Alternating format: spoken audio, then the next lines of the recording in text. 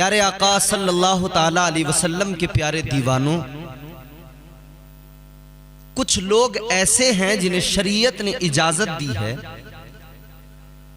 अल्लाह तबारक व ताला ने उनको रियायत बख्शी है कि वो अगर रोजा न रखें तब भी वो गुनाहगार नहीं होते।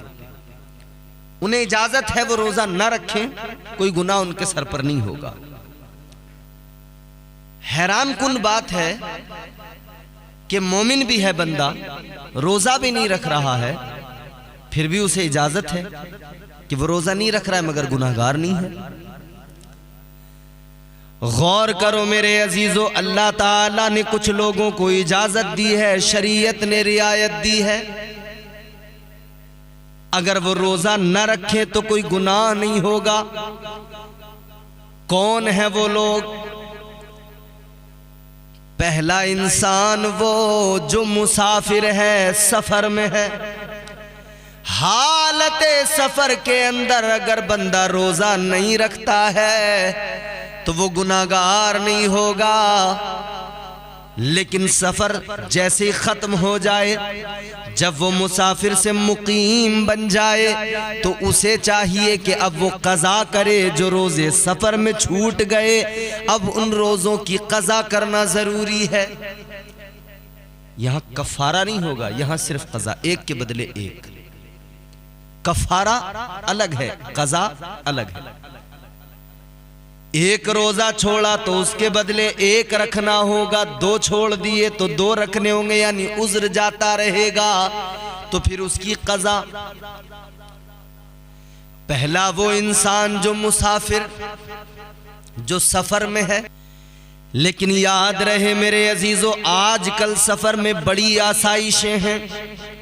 पहले के सफर बड़े दुश्वार हुआ करते थे। पहले लोग पैदल सफर किया करते थे, घोड़ों पे सफर किया करते थे या ऊंट पे बैठकर। रास्ते के अंदर बड़ी दुश्वारियां होती थी, धूप है, गर्मी है, तपिश है। ये तमाम चीजें सफर के अंदर, सफर की सऊबतें होती थी। तब इजाजत अल्लाह के रसूल ने अता फरमाई, मुसाफिरो रोजे अगर तुम छोड़ दोगे सफर की हालत में गुनाह नहीं होगा। आज के सफर बड़े आसान है, कार में बैठकर, एसी में बैठकर, एयर कंडीशन बस में बैठकर बड़े मजे का सफर है। तो जब इतना अच्छा सफर है तो क्या जरूरत है रोजा छोड़ने की? कोई परेशानी नहीं है। तमाम आसानियां, तमाम आसाइशें, तमाम किस्म की उसे रास्ते के अंदर तमाम सहूलतें फराहम है। एसी में बैठ के जा रहा, मजे से सफर कर रहा है, कोई दुश्वारी नहीं है।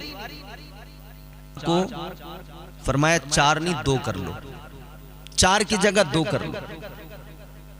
तो ये मुसाफिर को रियायत है। तो पहला कौन है? मुसाफिर, हालत सफर में रोजा न रखे गुनाहगार नहीं होगा।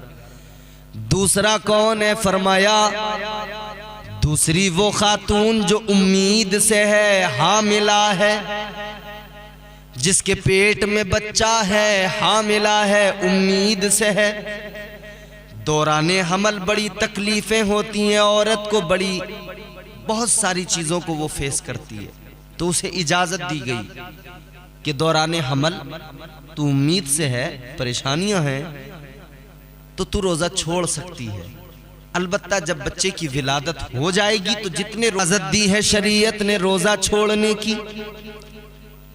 तो दूसरी वो खातून जो हामिला है, उम्मीद से है, शरीयत ने इजाजत दी तू रोजा छोड़ सकती है, गुनाहगार नहीं होगी।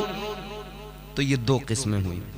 तीसरा वो औरत जो बच्चे को दूध पिलाती है। अब ऐसी सूरत में उसे खाना पीना जरूरी है, बच्चे को दूध पिलाना है। तो फरमाया कि ऐसी सूरत में भी इजाजत है। अगर वो नहीफ है, कमजोर है खातून, और नहीं हो सकता है गुजारा, और बच्चे का दूध अगर वो रोजा रखेगी तो दूध पिस्तानों में नहीं आएगा और बच्चा भूखा रहेगा, जिसके सबब बच्चा कमजोर या बीमार पड़ सकता है। ऐसी सूरत में फरमाया कि दूध पिलाने वाली को इजाजत है कि वो रोजा छोड़ सकती है। लेकिन जब वो मुद्दत खत्म होगी तो फिर उसको, या जैसे ही वो उज़्र जाएगा तो उसको रोजों की कज़ा है। तो तीसरी वो औरत, वो खातून जो दूध पिलाने वाली है। चौथा वो इंसान जो बीमार है और बीमारी की भी हद मुकर्रर की गई, कितनी बीमारी में रोजा छोड़ा जा सकता है। ऐसा नहीं कि जरा कान गर्म हुआ तो रोजा छोड़ दिया, जरा सा मच्छर ने काट लिया तो रोजा छोड़ दिया, ऐसा नहीं है। जरा सा सर में दर्द हुआ हल्का फुल्का तो कहने लगे भाई हमें तो बहुत तकलीफ है, छोड़ दिया रोजा, नहीं। याद रहे मेरे अजीजों, रोजा छोड़ने की इजाजत उस हाल में है कि जब बीमारी बहुत ज्यादा हो, कमजोरी बहुत ज्यादा हो और बीमारी इस दर्जा हो कि उसे दवाई दिन में कई मर्तबा खाना है, नहीं खाएगा नहीं बचेगा, जान पे बनाएगी। अगर जान पे बनाएगी तो ऐसी सूरत में उसे चाहिए कि वो रोजा छोड़ दे, कोई गुनाह नहीं होगा। जब सेहतयाब हो जाए, तंदुरुस्त हो जाए, बीमारी खत्म हो जाए तो वो बीमारी में जो रोजे छोड़ दिए उनकी कज़ा कर ले। ये है बीमार। ये वो लोग हैं कि रोजा छोड़े इन पर कोई गुनाह नहीं होता। बीमार इंसान, बीमारी के सबब शरीयत कहती है तुझे इजाजत है, तू रोजा छोड़ सकता है। और फिर एक और कैटेगरी, एक और शख्स, कौन? जो बहुत बूढ़ा है, कमजोर है, रोजा रखने की ताकत नहीं है, बुढ़ापे के सबब कमजोरी इस दर्जा है कि नहीं रख सकता रोजा। याद रहे ये मुस्तफा की प्यारी शरीयत है, मशक्कत में किसी को नहीं डालती।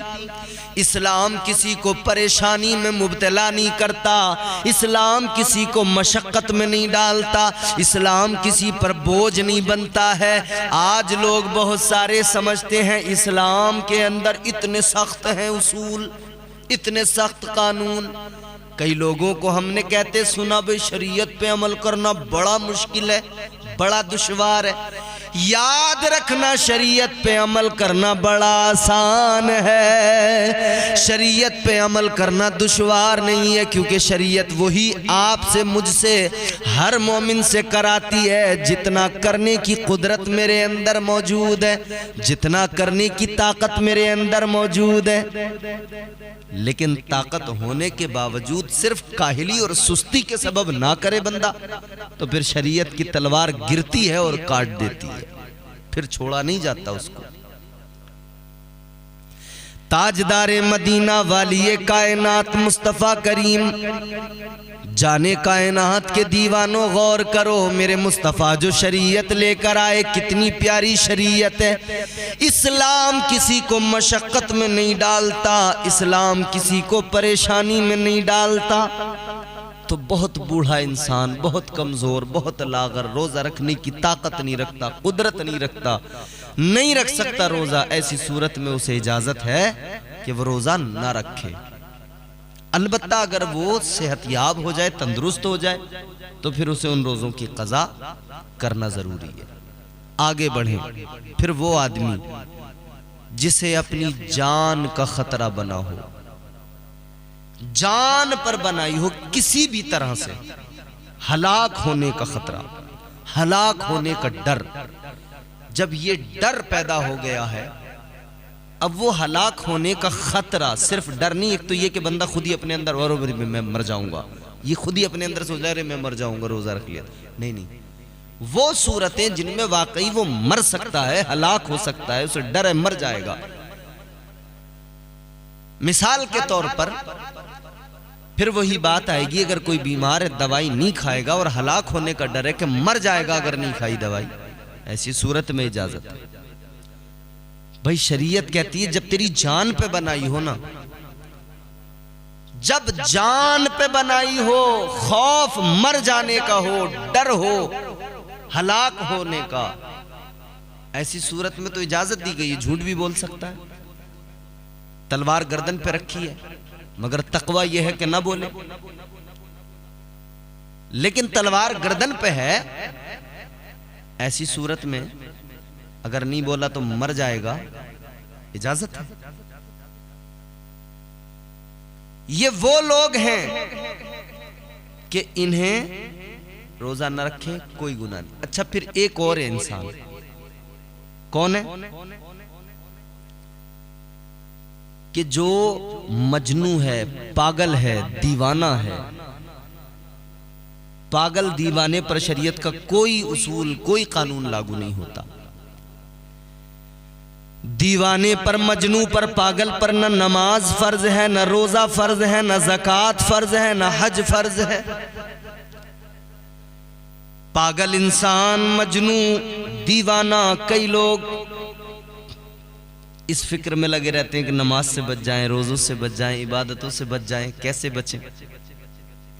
एक मौलाना साहब से किसी ने कहा कि हजरत कोई तरीका ऐसा बता दें कि नमाज भी नहीं पढ़ूं और गुनाह भी कोई ना हो, रोजा भी ना रखूं, गुनाह भी कोई ना हो। कोई है तरीका? मौलाना साहब कहने लगे बिल्कुल है तरीका। तुम नमाज भी नहीं पढ़ोगे, गुनाह भी नहीं होगा, तुम रोजा भी नहीं रखोगे, नहीं होगा गुनाह। दो तरीके बताए। मौलाना साहब ने कहा कि दो तरीके हैं। इसने कहा हजरत जल्दी बता दो। बड़ा खुश हो गया कि भाई लो आज काम हो गया। नमाज नहीं पढ़ूंगा, गुनाह भी नहीं होगा, रोजा नहीं रखूंगा, गुनाह भी नहीं होगा। खुश हो गया, कहने लगा हजरत जल्दी बताएं वो दो तरीके कौन से। तो मौलाना साहब ने फरमाया पहला तरीका ये है कि पागल हो जाओ। पागल पर नमाज माफ है। पहला तरीका ये है कि पागल हो जाओ, गुनाह भी नहीं होगा, नमाज भी नहीं पढ़ोगे। हजरत कैसी बात कर रहे हैं? पागल लोग पत्थर मारेंगे या मैं लोगों को पत्थर मारूंगा? फरमाया पागल नहीं होते तो फिर नमाज से नहीं बच सकते। पागल पर नमाज माफ है। तो कहने लगे हजरत ये वाला तरीका नहीं, दूसरा बता दो। तो हजरत ने फरमाया दूसरा तरीका यह है कि मर जाओ। मरने के बाद में फिर न नमाज है, न रोजा है, न इबादत है, कुछ नहीं। मर जाओ। दूसरा तरीका ये, नमाज मुआफ, रोजा मुआफ। कहने लगा हजरत आप तो मरने की बात कर रहे हैं, मैं कैसे मर जाऊं? जिंदगी से मुझे प्यार है। तो हजरत ने फरमाया कि अगर पागल नहीं होते, मरना भी नहीं चाहते, तो फिर बचने का कोई रास्ता नहीं है। नमाज 5 वक्त की फर्ज है, तुम्हें पढ़ना ही पड़ेगा।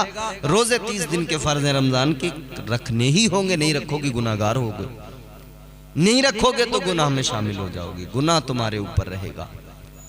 तो इसीलिए चाहिए कि हम ख्याल रखें इन बातों का कि हम अब अच्छा मैं यहां पर एक मसला और बयान करना चाहता हूं। बूढ़े इंसान के बारे में मैंने अर्ज किया, अगर ऐसा बूढ़ा गर्मियों में गर्मी की वजह से रोजा नहीं रख सकता मगर जाड़ों में रख सकता है, तो अब इफ्तार कर ले और इनके बदले जाड़ों में रखना रोजा उस पर फर्ज हो जाएगा।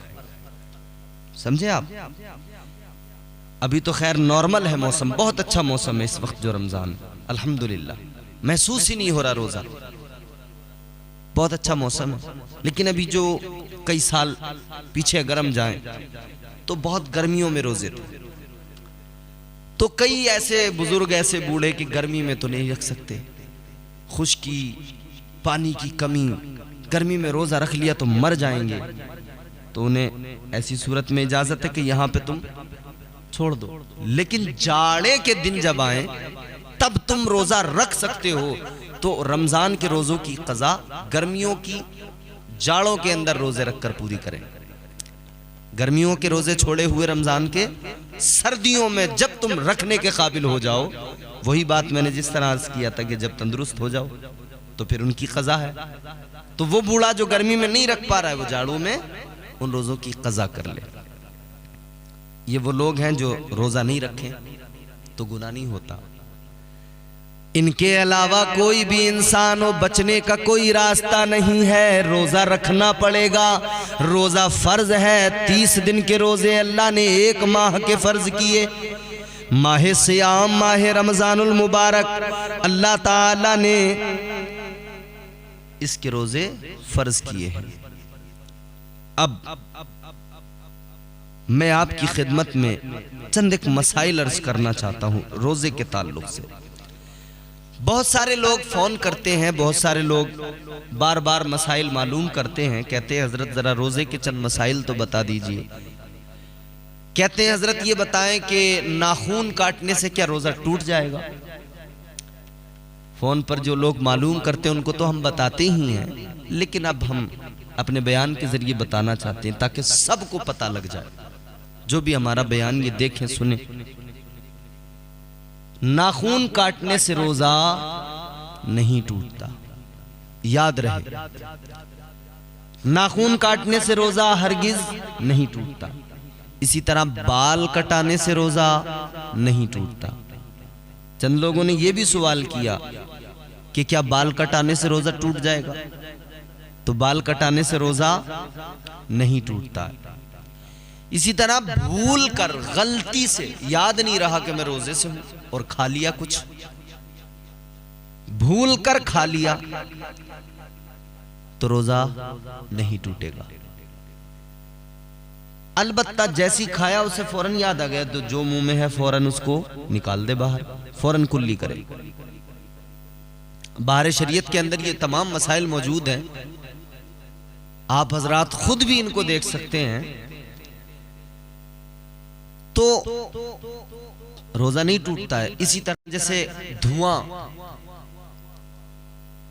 या गर्दो गुबार, डस्ट, धूल, आप कहीं गए वहां पे धुआं है, अब वो धुआं जाहिर है सांस ले रहे हैं तो अंदर जा रहा है, मुंह के जरिए भी हल्क से उतर रहा है, उससे रोजा नहीं टूटेगा। जानबूझकर अगर कर रहे हैं कि धुएं को अंदर ले रहे हैं, इससे कुछ लोग ये जवाब निकाल सकते हैं कि साहब बीड़ी में भी तो धुआं ही है, सिगरेट में भी तो धुआं ही है, तो फिर हम बीड़ी पी लें क्या दिक्कत है, सिगरेट पी लें हम क्या दिक्कत है। हरगिज नहीं, रोजा टूट जाएगा। हुक्का, सिगार, सिगरेट, पान, तंबाकू खाने पीने से रोजा टूट जाता है, याद रहे। पान, तंबाकू, बीड़ी, सिगरेट, सिगार, हुक्का, इन सब चीजों को खाने पीने से रोजा टूट जाता है। लेकिन आप कहीं जा रहे थे, रास्ते में धुआं था, वो अचानक वहां से गुजरते हुए आपके सांस के जरिए हल्क से उतर गया, सांस के जरिए मुंह में गया, ऐसी सूरत में रोजा नहीं टूटेगा। आप सांस ले रहे थे कि अचानक कोई मक्खी आपके हल्क के अंदर आ गई, नीचे उतर गई, रोजा नहीं टूटेगा। इसी तरह से हमारे कुछ भाई चक्की उनकी है और वो चक्की चलाते हैं, आटा पीसने का उनका काम है, और वो रोजा रखे हुए हैं, रोजे की हालत में चक्की चल रही है, काम अपना वो कर रहे हैं।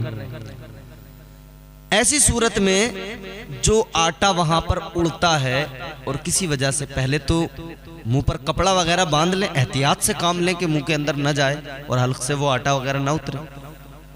लेकिन अगर बिलफर्ज थोड़ा बहुत वो गुबार जो उसका होता है, आटा सिर्फ उसका जो गुबार होता है थोड़ा बहुत अगर किसी वजह से चला गया, उस सूरत में रोजा नहीं टूटेगा, याद रहे। ऐसी ये तमाम सूरतें मैं बयान कर रहा हूं जिनमें रोजा नहीं टूटता है, ख्याल रहे। इसी तरह से किसी शख्स को एहतिलाम हो गया, वो रोजे की हालत में था, सोया, सहरी करने के बाद में सो गया। अब जब उसकी आंख खुली, बेदार हुआ, उसने देखा कि मुझे तो एहतिलाम हो गया। ऐसी सूरत में रोजा नहीं टूटेगा। एहतिलाम हो जाने से रोजा नहीं टूटता, याद रहे। इसी तरह किसी ने रात में अपनी ज़ौजा के साथ हम बिस्तरी की और गुस्ल नहीं किया, उसी हालत में सहरी कर ली, रोजा उसने रख लिया, बिल्कुल उसका रोजा हो जाएगा। लेकिन उसे चाहिए कि जैसी हम बिस्तरी की है, फारिग हुआ है, फौरन गुस्ल करे। नापाक रहना इसकी इजाजत नहीं है, गुस्ल करे फौरन, उसके बाद में रोजा रखे और नमाज फजर अदा करे। ये एक वो बात मैंने अर्ज की है कि बिल फर्ज अगर गुस्ल नहीं किया या भूल गया या जो भी है वल्लाहु आलम, लेकिन उसने उसी हालत में रोजा रख लिया तो रोजा उसका हो जाएगा। अलबत्ता जितनी देर गुस्ल करने में लगाएगा और उस सूरत में नमाजें छोड़ेगा उसका गुनाहगार होगा। नापाक रहने पर अल्लाह ताला नाराज़ होता है और नहुसतें बरसती हैं, वो तमाम चीज़ें उसके लिए वबाल हैं। तो लिहाजा चाहिए कि फ़ौरन गुस्ल करे। इसी तरह अगर किसी शख्स ने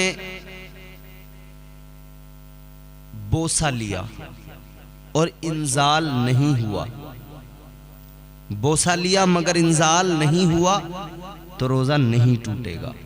याद रहे, रोजा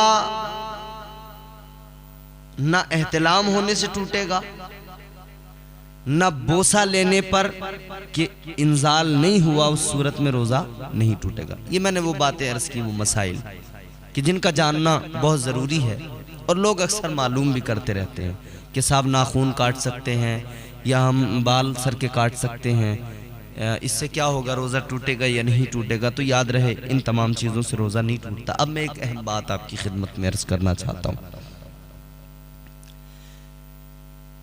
रमज़ान के रोज़े हम मुसलमान अल्हम्दुलिल्लाह हम पर फ़र्ज़ हम रखते हैं, लेकिन अगली उम्मतों ने भी रोज़े रखे हैं, उन पर भी रोज़े फ़र्ज़ थे, उनका तरीक़ा अलग था, अहले किताब।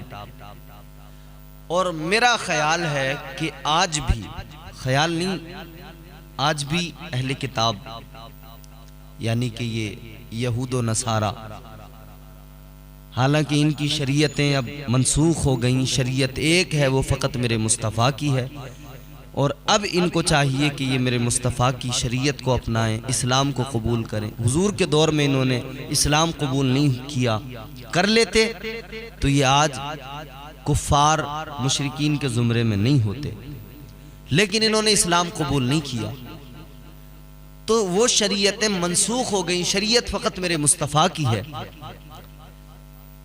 अब इन लोगों के यहाँ रोज़ा क्या है और हमारे यहाँ रोज़ा क्या है, यहूद व नसारा अहले किताब,